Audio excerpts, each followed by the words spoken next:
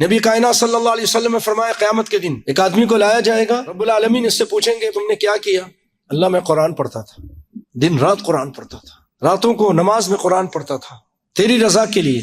اللہ رب العالمین فرمائیں گے تو جھوٹ بولتا ہے۔ فرشتے جو وہاں کھڑے ہوں گے کہیں گے تو بھی جھوٹ بولتا ہے، کذبتا، بھائی قرآن پڑھتا تھا لیکن تم اس لیے قرآن پڑھتے تھے کہ لوگ تم کو قاری کہیں، بہت اچھی آواز کہیں، بہت بڑا عالم ہے کہیں، بہت بڑا حافظ ہے، تم اس لیے قرآن پڑھتے تھے، لوگوں کی رضا اور خوشنودی اور ان سے واہ لینے کے لیے تمہاری نیت تھی، جو نیت تھی وہ تم کو مل گئی، اب میرے پاس کچھ بھی نہیں۔ فرشتوں کو حکم دیا جائے گا، ان کو اٹھا کر سب سے پہلے جو جہنم کو بھڑکائی جائے گی انہی لوگوں سے۔ بھائیو کتنا بڑا کام ہے قرآن پڑھنا، حفظ کرنا، نمازوں میں پڑھنا، لیکن نیت صحیح نہیں تھی، بیکار چلا گیا۔ پھر مجاہد کو بلایا جائے گا، مجاہد صاحب آپ نے کیا کیا؟ اللہ تیرے راستے میں جہاد کیا، اس قدر جہاد میں آگے بڑھا کہ میں نے اپنی جان بھی قربان کر دی۔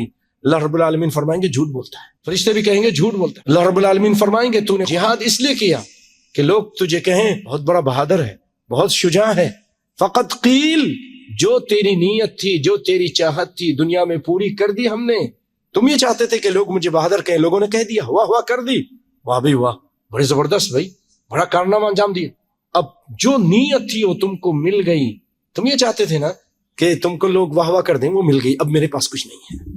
اللہ کے راستے میں خرچ کرنے والے کے لیے بھائیوں کتنا بڑا کام ہے کہ انسان اپنی جان قربان کر دے، لیکن نیت نہیں اچھی تو اس کام کی کوئی حیثیت نہیں۔